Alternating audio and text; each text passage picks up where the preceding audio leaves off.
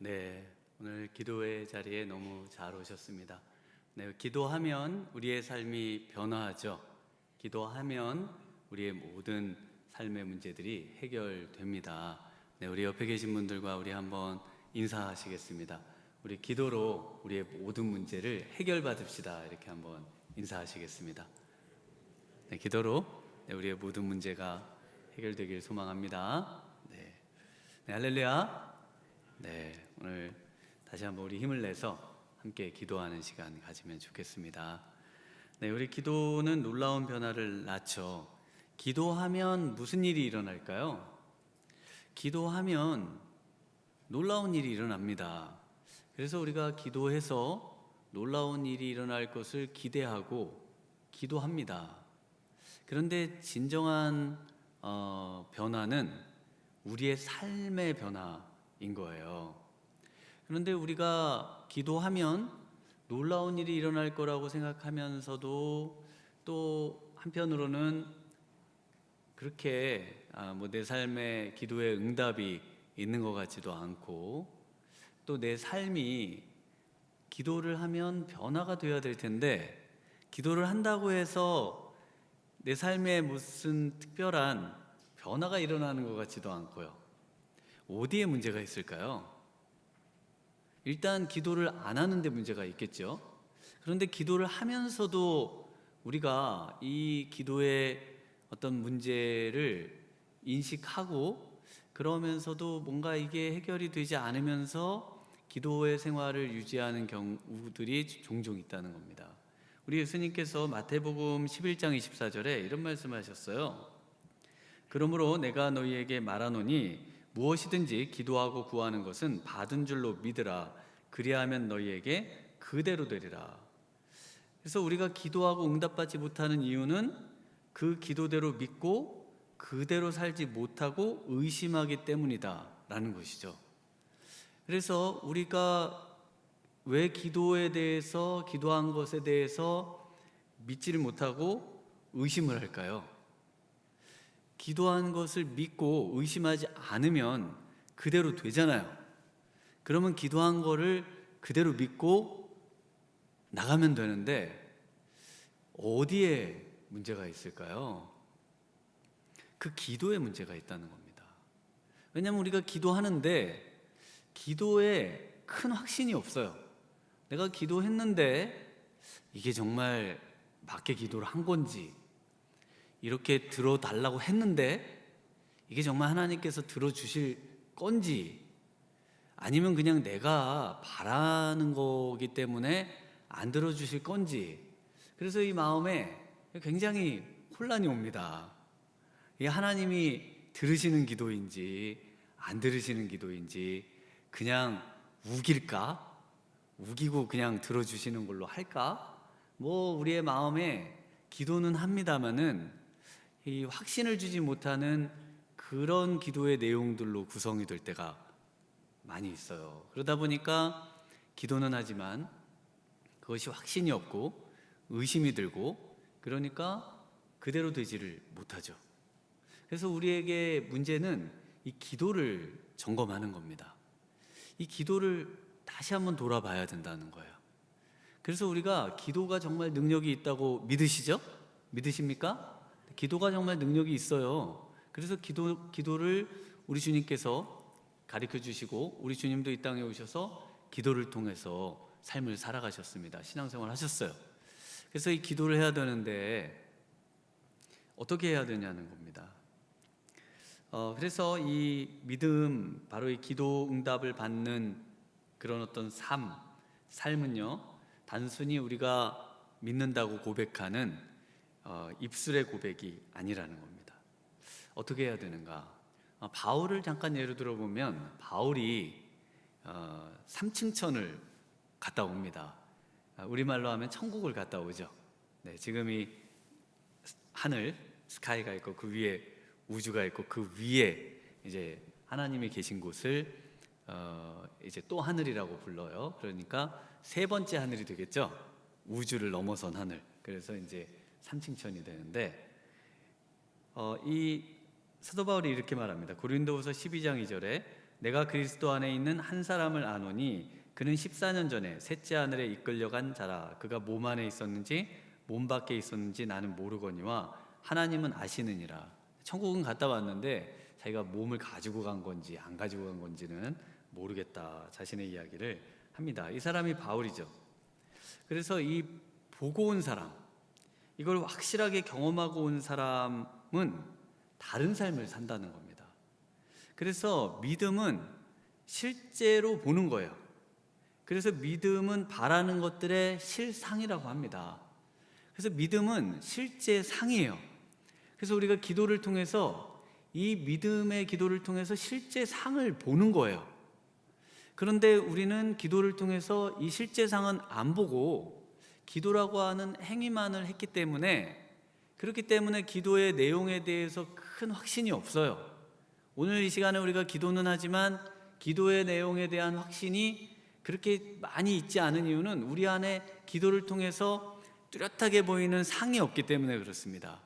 정말 기도를 통해서 하나님의 보좌 앞으로 나아가서 사도 바울이 경험하는 이 3층 천의 경험, 이것은 아주 특별한 경험이긴 하지만 기도를 통해서도 동일한 이 어떤 실제 상들이 우리 안에 맺혀져야 한다는 것이죠. 그래서 이것을 보이지 않는 것들의 증거라고 말씀을 합니다. 내가 경험해 보지 않은 거는요, 가장 재미없는 이야기가 되는 겁니다. 사도 바울의 이야기는요, 우리에게 그냥 그분의 경험일 뿐이지 우리에게는 뭐 그렇게 와닿지 않는 이야기가 되는 것이죠. 왜냐하면은 공감이 안 됩니다. 공감이. 제가 그 유학 중에 우리 같이 유학하시던 목사님이 어떻게 만나면 하는 얘기가 있었어요. 만날 때마다 인도 얘기를 하시는 거예요. 인도에 살았던 이야기. 근데 제가 뭐 인도를 안 와요. 인도에. 그래서 한 100번은 더 들은 것 같아요. 그래서 오늘도 또 만나면 인도 얘기를 하시겠구나. 근데 이 체감이 안 됩니다. 체감이. 도대체 와닿지가 않아요. 그러니까 기도에 대한 어떤 응답의 이야기를 해도 우리의 삶에 이것이 체험되지 않는 이상은 아무리 100번 이야기를 듣고 1000번 이야기를 들어도 와닿지가 않습니다. 뭐가 와닿아야 뭐 반응도 하고 또 그 호응도 하고 그럴 텐데 만날 때마다 지겨운 거죠. 또 그 소리, 또 저 얘기. 그러니까 나중에는 좀 그 얘기 안 하시면 좋겠다 막 싶은데도 만나면 그 얘기를 하시는 겁니다. 그래서 제가 가보고 싶은데 아직 못 가봤어요. 네, 인도를. 근데 이제 그런 경험은 뭐 저도 그렇습니다. 제가 이제 이스라엘 딱 와가지고 이제 처음 그 성서 지리 강의를 한번 했어요. 교회에서 한 몇백 명 이렇게 모이셨는데, 그래가지고 그 남성 은혜교회에서 했습니다. 그래서 이제 사람들이 기대를 갖고 막 앉으셨는데 많이 오셨어요. 그래가지고 이제 PPT 자료 만들고 그래가지고 이제 강의를 막 했는데요. 뭐 엄청 많이 했죠. 그런데 저는 막 신나가지고 막 다 했는데 반응이 별로 안 좋으신 거예요. 반응이. 왜냐하면 제가 경험한 거를 막 그 설명을 하는 거하고 그 경험이 실제로 느껴지지가 않으시잖아요. 그러니까 제가 그때 이후로 성서 무슨 강의하잖아요. 그러면 이제 야곱의 팥죽 이야기, 먹는 이야기, 뭐 실생활에 좀 와닿는 이야기, 뭐 성인식 이야기, 뭐 하여튼 뭐 이런 거 좀 재밌는 것만 하지 뭐 이제 딱딱한 거는 안 하기로 그때 결심을 했습니다. 왜냐하면은 안 와닿는 거예요. 아무리 제가 그 경험한 거를 막 알려드리려고 해도 안 와닿아요. 근데 누구만 와닿는 줄 아세요? 네, 그 이스라엘에 갔다 오신 분들은 너무 재밌다고 하시죠. 왜냐하면은 경험을 하셨잖아요. 갔다 와 보시니까 아는 겁니다.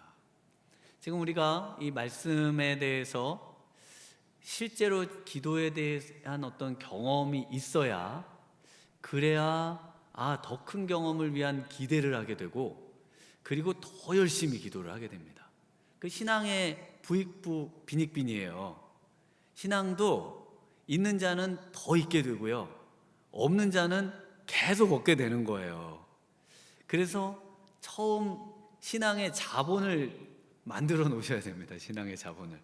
그래서 신앙의 어떤 응답의 체험들을 내가 내 삶 속에 자꾸 채워 넣어야, 그래야 하나님 앞에 더 큰 것들을 구하고, 그리고 그것들을 가지고 다시 도전하고, 그러면서 신앙으로 충분하다, 우리 하나님의 이 기도의 응답이 나의 삶에 정말 역사하고 정말 놀라운 일들로 나를 이끌어 가신다, 이것들을 확신하면서 살 수 있는 줄 믿습니다. 네, 신앙의 이 경험, 신앙의 이 기도의 응답, 이것이 우리의 삶에 채워져 나가야 되는 것입니다. 네, 그래서 이런 체험이 있을 때 그 체험을 구체화시키는 방법, 그것이 바로 오늘 제목인 믿음의 결단입니다. 우리말 성경에는 견고한 언약이라고 나오는데요, 믿음의 결단입니다. 8장까지 엄청난 기도를 하죠. 막 부르짖으며 기도를 하거든요. 막 소리를 지르고 악을 쓰면서 기도하면서 그 기도한 모든 것, 이것을 거기서 멈추지를 않고, 그리고 나서 이 믿음의 결단을 합니다. 그래서 기도는요, 반드시 믿음의 결단으로 완성된다 라고 말씀드릴 수가 있겠습니다. 우리 9장 38절을 한번 같이 읽어보겠습니다. 네, 9장 38절은 원문 히브리어 성경에는 10장 1절로 되어 있어요. 그래서 37절까지가 기도고 38절부터는 기도를 한 다음 이후의 일이 되겠습니다. 그래서 38절을 한번 같이 읽습니다. 우리가 이 모든 일로 말미암아 이제 견고한 언약을 세워 기록하고 우리의 방백들과 레위 사람들과 제사장들이 다 임봉하나이다 하였느니라. 네, 이 받은 줄로 믿고 살기 때문에 받은 줄로 믿고 사는 삶을 결단하는 겁니다. 기도를 했어요. 자, 기도를 한 다음에 그 기도가 그대로 되어질 것을 믿죠. 왜냐하면 기도가 너무나 생생하게 지금 이스라엘 백성들에게는 다가왔잖아요. 그렇기 때문에 이제는 그 믿음의 결단을 하고 있다는 거예요. 우리가 하나님의 자녀로 이제 예수님을 믿고 하나님의 자녀가 됐으면 하나님의 자녀라는 그 신분을 가지고 지금 오늘 살아가야 되죠. 우리 하나님이 원하시는 게 그런 삶 아닙니까? 그런데 이스라엘 백성들이 똑같이 그렇게 하고 있다는 거예요. 그래서 38절에 우리가 이 모든 일로 말미암아, 여기서 이 모든 일이 뭘까요? 이 모든 일로 말미암아라는 말은 그냥 그 히브리어로는 관용구로 그럼에도 불구하고라는 의미를 갖고 있습니다. 그럼에도 불구하고, 많이 쓰는 말이에요. 베콜조시라는 말인데 그냥 많이 쓰는 말이에요. 그래서 이 말은 뭐냐면, 기도를 많이 했어요. 기도를 했는데 그럼에도 불구하고 기도를 그렇게 많이 했지만 그러나 그것으로 멈추지 않는다는 겁니다. 그것이 끝이 아니라는 거예요. 그것이 끝이 아니라 기도를 많이 했으면 그 다음에 그것에 대한 구체적인 실천 사항을 적고, 그리고 거기에다가 서명을 한다는 겁니다. 서명을. 거기에다가 자기 이름을 써서 사인을 해가지고 나는 기도를 이렇게 했잖아요. 그래서 이렇게 살기로 이런 체험과 경험을 했기 때문에 이제 이러한 삶을 사는 구체적인 행동 지침을 쓰고, 그리고 거기에 서명을 해서 나는 반드시 이렇게 삽니다 라고 결단을 한 거예요. 결단을. 네, 그 내용입니다. 그러니까 오늘 기도를 만약에 하셨어요. 그럼 기도를 하신 다음에 밖에 오늘 기도한 그 응답에 대한 내용을 적고요. 그리고 그것을 받은 줄로 믿고 그렇게 살기로 서명을 한다는 겁니다. 서명을. 그냥 기도한 것으로 마치는 게 아니고요. 그것에 대한 확실한 나의 삶을 하나님께 드리기로 결단하고 그렇게 될 줄 믿는 마음으로 서명하고, 그러면 그렇게 되나요? 안 되나요? 됩니다. 이걸 믿으셔야 된다는 거예요. 정말 중심에서 기도했고 그것을 확실히 믿어서 내가 서명을 해야죠. 서명을 하고 결단을 하고 모든 사람에게 공포를 하고 그리고 나서 그대로 되는 것을 기대하고 기다려야죠. 그것이 믿음입니다. 그것이 기도의 행동으로 가서 완성되는 기도의 완성의 모습인 겁니다. 네, 그래서 이 기도 견고한 언약 38절에 나왔죠. 견고한 언약이라는 말의 참뜻은 믿음을 체결했다라는 겁니다. 부르짖고 기도해서 그저 마음이 시원하고 답답함이 없어지고 조금 평안을 얻는 그런 수준의 기도가 아니라 진정한 기도는 믿음의 결단을 하는 겁니다. 그래서 기도의 결과는 뭐냐면 나는 그러면 어떻게 살 것인가? 라는 물음을 가지고 나아가는 겁니다. 자, 오늘 기도를 하셨어요? 그러면 나는 오늘 어떻게 살 것인가? 이제부터 나는 어떻게 살아야 할 것인가?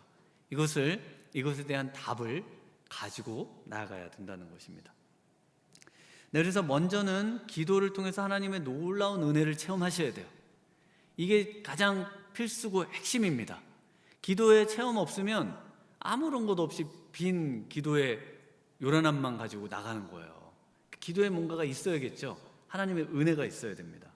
그래서 사도 바울이 자신의 어떤 낙원으로 이끌렸던 경험으로 보면요, 그 경험을 한 이후에 사도 바울은 확실히 다르겠죠. 왜냐하면 천국을 본 사람과 안 본 사람이 얼마나 다르겠어요. 그런데 사도 바울이 그것을 자랑하면서 나는 천국을 봤습니다, 이런 간증을 하는 거 보셨어요? 사도 바울의 이 내용 중에 서신서 13권 중에 나는 천국을 통해서 이런 걸 봤습니다, 이런 걸 못 본 분들 참 불쌍하네요, 뭐 이러면서 그런 거 얘기하신 거 보셨어요? 없죠? 없습니다.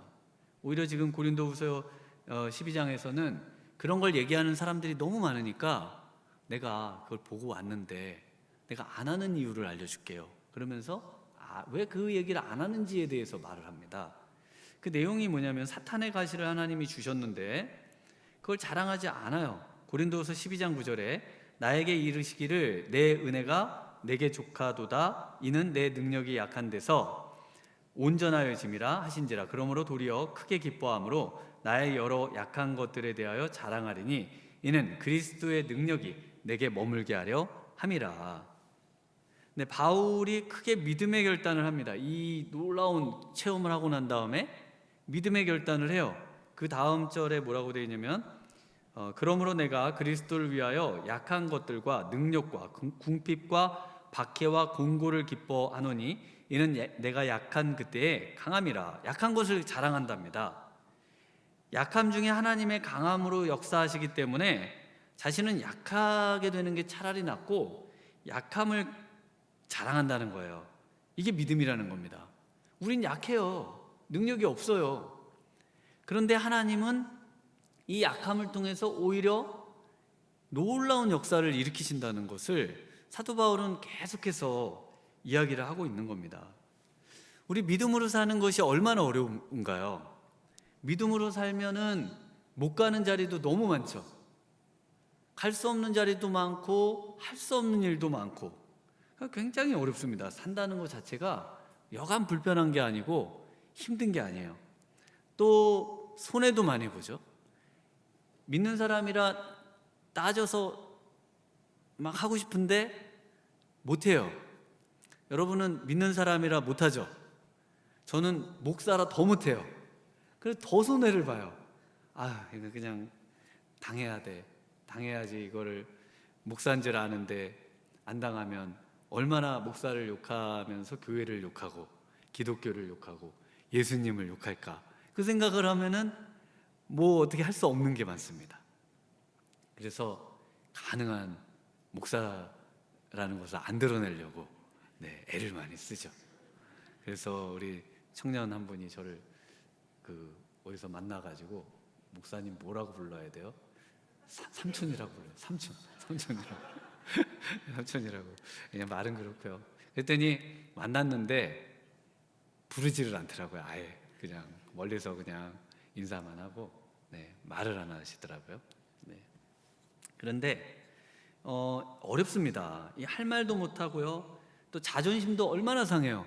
같이 막 그냥 삿대질하고 욕해도 되는데 기독교인이라는 이유로 그냥 참아야 되잖아요. 그냥 당해야 되잖아요. 세상 사람 저분이 나 때문에 내가 그렇게 똑같이 하면은 기독교인 욕할까봐, 우리 예수님 욕 먹을까봐 못하죠. 그래서 이 사도 바울처럼요, 또 능욕, 궁핍, 박해, 공고도 당해요. 그런데 사도 바울은 이런 것을 기뻐한다고 합니다. 왜 사도 바울이 이걸 기뻐할까요? 이런 삶이 굉장히 불편하고 힘든데 이런 삶을 어떻게 기뻐할 수 있어요? 어떻게 기뻐할 수 있냐면 믿음의 결단 때문에 그렇습니다. 천국을 보고 왔어요. 그랬는데 난 천국을 보고 온 사람이야. 나를 자랑하고 나를 드러내는 수준에 있지는 않고 이렇게 보여주신 이유가 있잖아요. 여기에 지금 세상에 죽어가는 많은 사람들, 지옥 가는 많은 사람들, 이 사람들이 여기를 와야 돼. 여기를 와야 되거든. 예수님이 여기를 와야 된다고 계속 얘기를 하시는 거예요. 그럼 여기를 와야 되면은 어떻게 해야 됩니까? 복음을 전해야죠. 내가 갔다 온 게 뭐가 그렇게 대단해요? 그 사람들이 여기 이 좋은 천국에 안 오고 정말 여기를 못 오는 사람들이 생긴다는 것만큼 불행한 게 없잖아요. 그러니까 나를 때리든지 나를 죽이려고 하든지 욕을 하든지 손해를 끼치든지 내가 배가 고프든지 상관이 없다는 거예요. 그게 무슨 문제예요? 천국이 그렇게 좋은 곳이라는 걸 내가 보고 왔는데 여기 있는 사람 누구라도 한 사람이라도 내가 날 오른밤 때렸는데 내가 왼밤도 돌려대가지고 그 때리고 예수 믿고 천국 갑시다. 그래서 천국 가면 그건 기쁘다는 거예요. 그 기쁨이 이 사도 바울 안에 있다는 겁니다. 그래서 지금 이 사도 바울이 이런 목표를 갖고 있는 것처럼 느헤미야도 똑같습니다. 오늘 느헤미야도 삶의 목적이 뭡니까? 삶의 목표가 정말 이 땅에 하나님의 임재가 가득한 성전, 오늘로 하면은 주님의 임재가 가득한 주님의 몸된 교회가 세워지는 거죠. 우리가 교회를 통하지 않고 하나님의 임재를 경험할 수 있는 방법을 이 땅에 주신 적이 없어요. 그래서 교회는 주님의 몸이라고 하잖아요. 이스라엘 시대, 그러니까 구약 시대에는 그 몸이 뭐였습니까? 예수님의 몸이 하나님의 그 임재의 상징, 성전이죠. 그 성전이 중요하거든요. 그래서 하나님의 임재의 상징인 이 성전 회복을 지금 이제 포로기 이후에 모든 선지자들이 그것을 이야기하는데, 그래서 이 예루살렘 성이 지금 회파됐고요, 백성들이 능욕을 당합니다. 이게 느헤미야 1장에 나오죠. 그래서 아주 죽어라 기도해요. 죽어라 기도하면서 응답을 받습니다. 그리고 그것을 단계별로 어떻게 할지를 자신의 개인적인 서명을 한 내용들이 쭉쭉쭉 나오죠. 계속 나와요. 1장부터 쭉 나옵니다. 첫 번째가 뭐였습니까? 첫 번째 단계, 내가 나로 왕에게, 아닥사스다 왕에게서 은혜를 받게 하옵소서. 그래서 은혜를 받아서 뭐가 됩니까? 술 맡은 관원이 되죠. 그래서 이 느헤미야의 첫 번째는 이 세상에서 성공하는 거였어요. 대통령 비서실장이 되는 거였습니다. 대통령 경호실장이 되는 거였어요. 왜냐하면은 그게 돼서 자기가 뭔가 권력자로서 이 땅에서 떵떵거리면서 누리면서 사는 거기서 멈추는 게 아니었어요. 그래서 그 높은 자리로 올라가서 왕에게 뭔가 요구할 게 있었거든요. 그래서 아주 기민함과 또 하나님의 놀라운 은혜로 그 높은 권력의 자리로 올라갑니다. 두 번째 단계는 뭐였을까요?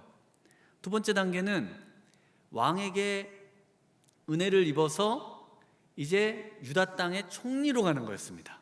총리. 네, 그 지역을 다스리는 아주 엄청난 높은 지위죠.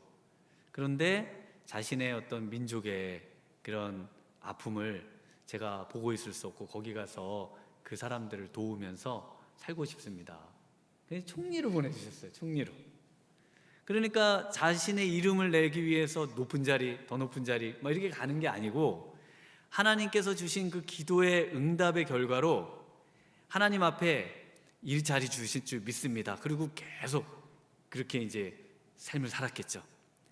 네, 그러면서 높은 자리, 그 다음 또 그런 삶을 살았겠죠. 그 다음 높은 자리. 그러니까 그 높은 자리로 갈 때의 그 모든 아주 주도면밀한 계획들에 이미 다 세워놨잖아요. 이미 받은 줄로 믿고 그렇게 살았습니다. 그렇게 해서 성문에 회파된 것을 다 회복했죠. 52일 만에 회복했지 않습니까? 이미 머릿속에는 내가 총리로 가면 이제 가죠. 왜냐하면 기도를 그렇게 했으니까요. 갔을 때 어떻게 할 거라는 구상이 있죠. 어떻게 할 거라는 구상을 가지고 52일 만에 아주 빠르게 완성했어요.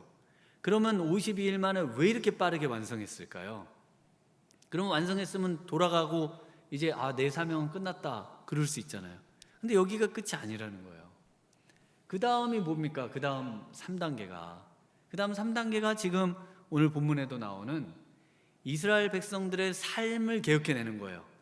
그래서 우리 하나님께서 다시 이 거룩한 백성들 안으로 돌아오셔서 과거에 그 하나님의 임재에 충만했던 쉐키나의 영광을 경험하는 그런 놀라운 은혜가 이 가운데 충만하기를 이 지금 느헤미야가 바라고 있는 겁니다.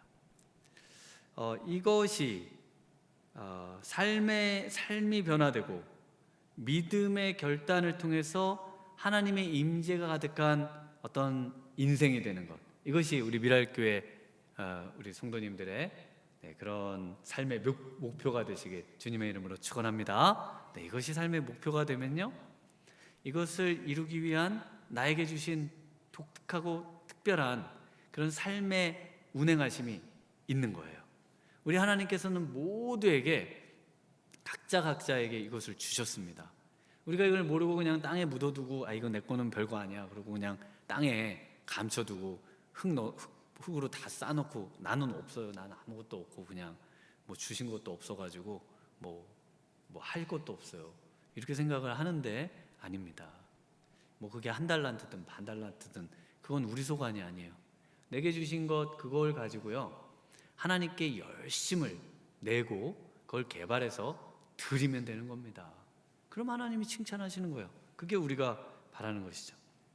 근데 이 믿음으로 살기로 결단한 명단에 그래서 누가 제일 처음 나옵니까? 우리 1절 10장 1절 한번 보겠습니다. 그 임봉한 자는 하가랴의 아들 총독 느헤미야와 시드기야. 그래서 느헤미야가 나옵니다. 그래서 이 헌신된 믿음의 한 사람이 제일 중요해요. 변화된 한 사람이 결국 지금 이 놀라운 일들을 일으켰잖아요. 그래서 하나님의 놀라운 사역에는 한 사람이면 충분한 겁니다. 한 사람. 그래서 지금 여러분 한 사람이면 충분하다고 하나님이 말씀하시는 거예요. 하나님께 사로잡힌 그 한 사람. 돋보기가 태양빛을 받아서 정말 그 빛을 하나의 점으로 수렴해서 나무도 태우고 종이도 태우고 불을 내듯이요. 우리 하나님의 은혜를 우리 한 사람이 응축해서 받아낸다면은 이 느헤미야와 같은 놀라운 일들이 일어난다는 것을 말씀해 주시죠. 느헤미야만 그렇습니까? 그 다음에 누가 나와요? 그 앞에 누가 나와요? 에스라 나오죠. 그 다음에 에스더 나오죠. 뒤에 가면 다니엘 나오죠. 성경에 이 인물들은 이 인물들이기 때문에만 이 일을 하나님이 하시는 것이 아니라 하나님께서는 우리 각자 모두에게 이런 잠재력을 주셨지만 우리가 그것을 이해하지 못하고 소망하지 않고 그 부분에서 우리가 믿음의 결단을 하지 않기 때문에 우리가 이처럼 이와 같은 모습으로 살지 못한다는 겁니다. 우리 도미노 아시나요? 도미노? 네, 도미노. 하나를 넘어뜨리면은 쪼르르르 해가지고 막 해가지고 영상들 보면 아주 재밌는 도미노들 많죠. 그 중에 어떤 도미노는 정말 그 조그만한 도미노가 점점 자기보다 큰 걸 넘어뜨려서 결국에는 엄청나게 큰 걸 넘어뜨리고 그리고 63빌딩도 넘어뜨리고 뭐 롯데타워도 무너뜨릴 수 있다고 그러더라고요. 그 1cm의 도미노가 그렇게 놀라운 역사와 파장을 일으킨다는 겁니다. 근데 여기 도미노가 무슨 뜻일까요?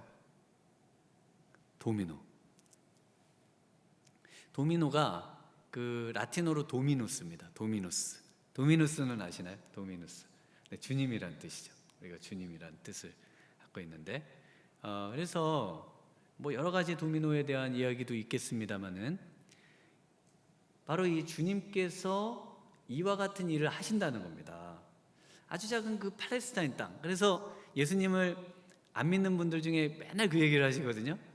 아이 그 조그만한 땅, 그 중동의 그 쬐그만한 땅에, 그것도 베들레헴의 그 아주 그 이름도 없는 거기에 가난한 집에 그 태어난 분을 우리가 왜 믿어야 되냐고 그런 얘기를 하잖아요. 근데 그분이 일으킨 놀라운 믿음의 역사, 그리고 복음의 시작, 이 한 분의 이 역사가 결국은 지금 온 세상을 뒤집어 놓고 누룩처럼요, 가루 서마를 다 부풀리게 만들고, 그 한 사람의 놀라운 역사의 그 시작을 알려주는 거거든요.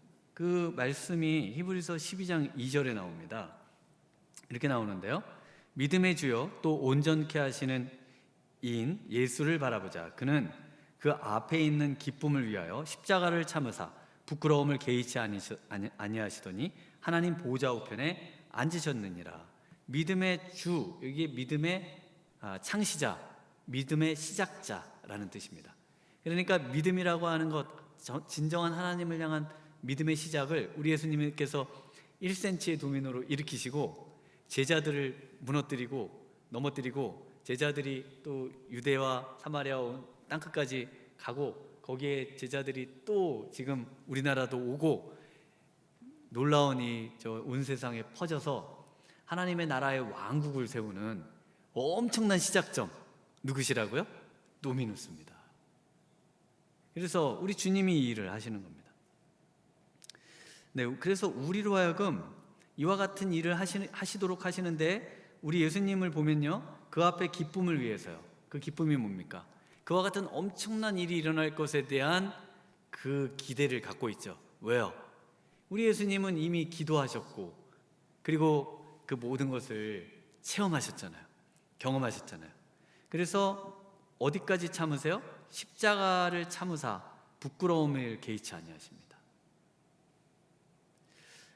우리가 그와 같은 삶을 살기를 원하시는데, 그와 같은 삶은요, 바로 누구도 가보지 않은 길을 가는 거예요. 우리의 길을 가는 겁니다. 그 길은 어렵죠. 그런데 최후 승리를 믿으며 기뻐할 수 있다는 겁니다. 우리가 기도한다면, 우리가 기도를 통해서 그것을 확신하기만 한다면, 그것을 체험하기만 한다면, 그 놀라운 영광을 볼 수만 있다면은 우리는 예수님처럼 십자가를 참고 부끄러움을 개의치 하지 않고 오히려 기뻐할 수 있다는 겁니다. 굉장히 어렵잖아요. 그러니까 막 너무 아픈데, 지금 너무 마음도 아프고 막 몸도 아프고 힘들잖아요. 그런데 웃을 수 있다는 거예요. 힘든데 웃을 수 있다. 미친 거 아닐까요? 힘든데 웃다니. 그럴 수 있다는 겁니다. 왜냐하면 우리가 죽음을 맞이하면서도요, 너무 몸은 아프죠. 단말마의 고통을 겪으니까. 그러나 우리의 마음과 우리의 정신은, 또 우리의 마음 안에는 그 천국에 대한 기쁨으로, 와, 나는 천국 가는구나, 그러면서 행복하게 갈 수 있다는 겁니다. 이게 바로 천국을 경험하고 믿음을 경험하고 은혜를 경험하고 기도한 사람들의 어떤 삶의 특징이죠. 그래서 믿음의 사람은 실패를 두려워하지 않습니다. 여러분이 인생에서 실패를 계속 해봐봐요. 계속 실패해도 결국 뭐가 되죠? 승리잖아요. 안 믿으세요? 믿으십니까? 승리죠. 믿으십니까? 믿으세요. 결국 인생은 승리로 끝납니다. 우리는 이미 예수님이 우리의 인생은 다 승리했다고 말씀하셨고요, 실패가 없어요. 그냥 실패하는 걸로 보이죠. 그리고 어려운 것으로 보이는 겁니다. 왜냐하면 어떻게 사람이 계속 한 번도 인생에 실패 안 하고 성공만 하신 분 한번 손 들어보세요. 나는 인생에 한 번도 좌절을 겪어본 적이 없고 그냥 주구장창 성공만 해서 지금 이 자리에 있습니다. 그런 분은 여기 안 오시겠죠. 그런 사람이 없습니다. 다 삶에는 굴곡이 있고요, 채워짐이 있으면 비워지는 때가 있고요. 그런데 최종적으로 우리 믿음의 사람들에게는 우리 하나님께서 우리에게 허락하신, 우리 예수 그리스도께서 허락하신 궁극적인 승리가 있습니다. 믿으십니까? 이 승리를 믿으셔야 돼요. 승리를 믿는다는 것은 실패를 두려워하지 않는다는 겁니다. 실패를 두려워할 필요가 없어요. 인생의 실패가 그게 우리를 완전히 무너뜨리는 것이 아니기 때문에 다시 일어나면 되는 겁니다. 다시 일어나서 또 하면 돼요. 좀 어려워요? 천천히 하면 돼요. 조금 처음보다 힘이 약해졌어요? 약하게 시작하면 되는 겁니다. 그래서 결국은 이기는 거예요. 승리하는 거예요. 이걸 확신하셔야 되는 겁니다. 그래서 믿음의 사람은요, 실패를 두려워하지 않는 겁니다. 외롭고 힘든 길도 가는 거예요. 실패를 두려워하고는 절대로 사람은 앞으로 나아가지 않습니다. 믿음을 가지면 이 모든 실패를 감당하면서 나아가는 겁니다. 넘어져도 일어나는 능력과 실력, 이것이 바로 믿음이에요. 잠언 24장 16절에 대저의인은 7번 넘어질지라도 다시 일어나려니와 악인은 재앙으로 말미암아 엎드러지느니라. 우리에게 진정 그래서 필요한 게 뭐냐면요, 외적인 예루살렘 성 재건보다 내적인 무너져 버린, 실패해서 일어날 수 없는 마음의 성벽을 재건하는 일입니다. 마음의 지성소, 마음의 성전을 다시 쌓는 거예요. 왜 느헤미야가 52일 만에 성벽을 쌓는 줄 아세요? 성벽은 그렇게 중요한 게 아니거든요. 이건 빨리 없애고 빨리 쌓아서 이거 뭐 빨리 쌓아야죠. 대충 빨리 쌓고, 중요한 거는 이스라엘 백성들의 무너져버린 영적인 삶을 회복해내는 거거든요. 성벽 쌓는 게 뭐가 그렇게 중요해요? 성벽은 쌓아내는 겁니다. 그냥 빨리 쌓아내고, 정말 중요한 거는 우리의 내면과 영적인 삶을 변화시키는 겁니다. 믿으십니까? 우리의 내면을 변화시키고, 우리의 삶을 복음으로 변화시키고, 우리의 삶을 기도로 변화시키고, 우리 자신을 완전히 회복시켜서 우리 안에 하나님과 교제할 수 없고, 우리 하나님을 생각해도 느껴지지 않고, 기도해도 무슨 허공에다 기도하는 것 같고 벽에다 기도하는 것 같고 그냥 답답하기만 하고 속은 터질 것 같은데 기도는 어떻게 하는지도 모르겠고, 이걸 회복해내야 되는 겁니다. 이걸 회복해내야 진짜 회복이지, 그냥 우리가 조금 더 편안하고 안락한 공간에서 예배를 드린다, 그거 정도 가지고는 안 되는 겁니다. 그게 우리의 삶을 그렇게 변화시키거나 놀라운 산을 옮기는 기적을 일으키는 것이 아니기 때문이죠. 오늘 이 밤에 무너진 마음의 지성소를 다시 세우시는 우리 성도님들 되시길 축원합니다. 우리 하나님을 느끼셔야 돼요. 기도 가운데 우리 하나님의 살아계심을, 우리 하나님을 내가 정말 만나는, 그걸 다른 사람한테 말할 필요는 없어요. 사도 바울처럼. 그런 나는 느껴야죠. 나는 경험해야죠. 내가 그런 경험 얘기한다고 해서 사람들은 날 이상하게 볼 뿐이니까, 난 경험하고 그 모든 나의 삶의 고난과 고통을 나는 웃으면서 감내하면 되는 거 아닙니까? 왜냐하면 난 믿으니까, 감당할 수 있으니까. 그게 믿음입니다. 제가 기도할 때마다 우리 하나님은 항상 저를 응원해 주세요. 전 그게 항상 감사합니다. 괜찮아, 또 하면 되잖아, 또 할 수 있어. 힘든데 못하겠네. 아니야, 괜찮아, 충분해, 잘하고 있어. 죄송합니다. 저는 정말 그렇게 하나님이 말씀하십니다. 우리 성도님들에게도 아마 동일하게 그 말씀을 하실 거예요. 전 그렇게 믿어요. 왜냐하면 우리 하나님은 동일하신 분이시잖아요. 넌 그것밖에 못해, 야 못난 것, 이렇게 하실까요? 아니실걸요. 괜찮아, 내가 도와줄게, 내가 있잖아, 내가 너와 함께 하잖아. 믿으십니까? 우리 하나님이 함께 하시잖아요. 우리 하나님이 함께 하시고 도와주시겠다는데 그 음성을 못 들어서 두렵고 그냥 내 혼자 힘으로 내가 살아보려니까 힘든 것뿐이지, 우리 하나님께서 도와주신다는데 정말 그분의 음성을 들으신다면은 뭐가 두려우세요? 뭐가 인생에 그렇게 두려우세요? 우리 하나님이 도와주시면 되는 것 아닙니까? 아들까지 아끼고 내어주신 그 하나님께서 우리와 함께 하시는데 누가 우리를 대적하겠느냐, 사도 바울이 말하고 있죠. 그래서 다시 시도하고 again, 계속 시도하는 겁니다. 계속 앞으로 나아가는 거예요. 넘어졌어요? 괜찮습니다. 계속 일어나서 나아가는 겁니다. 세 번째는 전체 명단 중에 헌신된 소수가 나와요. 이 헌신된 소수 84명이 명단에 나오거든요. 이 84명이면 되는 겁니다. 전체가 아니에요.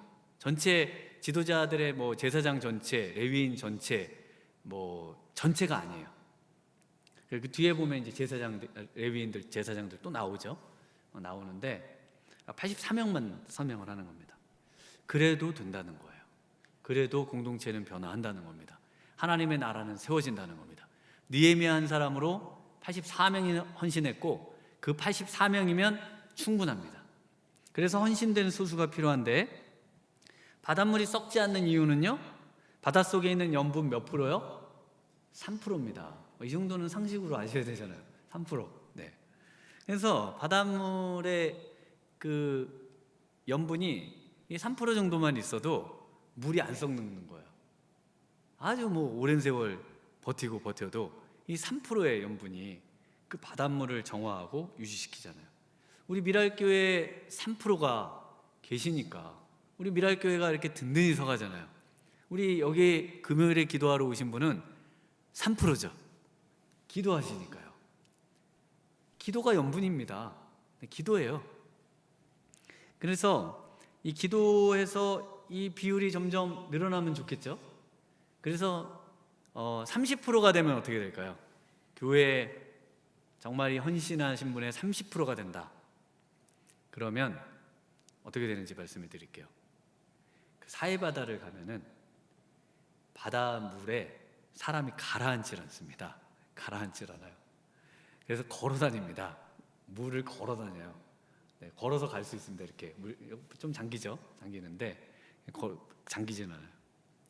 그러니까 얼마나 하나님의 놀라운 능력을 행해낼 수 있을까. 세상에 가라앉지 않고 바닷물에 침몰하지 않고 우리 하나님께서 원하시는 그 놀라운 능력을 정말 이 시대적 사명을 감당할 수 있는 그런 교회가 될 수 있다. 이렇게 말씀드릴 수가 있겠습니다. 우리 총독 느헤미야를 포함한 지도자 84명, 이 서명한 사람인데 이 사람들이 베드로전서 5장 3절에 보면 맡은 자들에게 주장하는 자세를 하지 말고 양무리의 본이 되라 이렇게 말씀을 하십니다.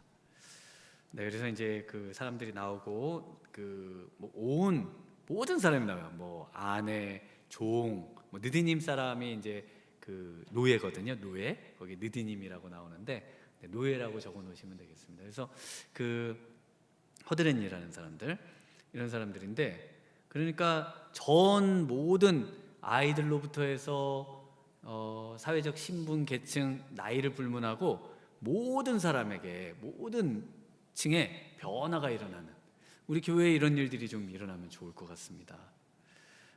그리고 나서 그 구체적인 생활 목록이 이제 그 뒤에 쭉 나옵니다. 쭉 나오는데 그걸 설명할 것은 아니고요. 이 목록의 이 시작이 28절 이하죠. 이제 29절, 30절에 나오는데 그 내용이 뭐냐면 미시나와 탈무드의 시초입니다. 그래서 미시나와 탈무드의 시초를 어디로 보느냐? 여기로 봐요. 이런 거는 이제 좀 알아두시면 좋죠. 그래서 이 유대인 신앙생활의 매뉴얼이라고 보시면 됩니다. 가령 안식일에 불을 피우지 말라. 거기서 이제 마이모니데스라는 랍비가 이제 그걸 집대성을 하는데 그걸 토대로 해서 유대인들이 이제 그 삶의 원칙을 끄집어내거든요. 불을 피우지 말라 이런 이제 그 구절이 있거든요. 그러면은 613가지 그 조항으로부터 또 막 이렇게 나뉘는데 그러면 이제 사진을 찍으면 안 됩니다. 주일에는 이렇게 사진을 찍으면 안 돼요.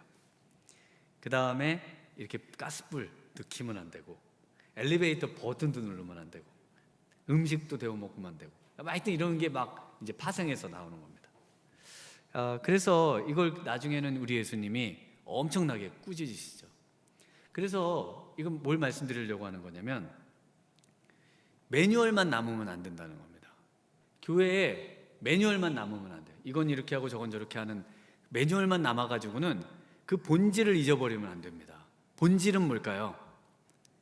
우리 하나님께서 지금 우리에게 원하시는 게 뭔지를 듣는 기도입니다. 기도가 생명이에요. 기도하지 않는 교회는 아무런 능력이 없어요. 그냥 형식만 남아가는 거예요. 그래서 기도하는 교회가 되어야 됩니다. 초대교회로 돌아가는 거요? 좋죠. 그런데 초대교회로 돌아가는 사람들은 전부 형식만 가져가요. 성경으로 돌아가자? 좋은데 성경의 어떤 본질로 돌아가는 것이 아니라 문자주의로 돌아가는 경우들이 종종 있습니다. 그래서 우리는 어떻게 해야 되는가? 오늘 이 밤에 어떻게 해야 될까요? 기도해야 됩니다. 기도로 우리의 삶을 변화시키고 우리의 삶에 하나님이 놀라운 역사를 일으키실 것을 기대하면서 삶의 믿음의 결단으로 나아가는 것, 이것을 통해서 우리 하나님께서 놀라운 은혜, 진정한 블레싱을 우리에게 허락해 주실 줄 믿습니다. 이 시간에 우리 함께 찬양하고 또 기도로 나아가도록 하겠습니다.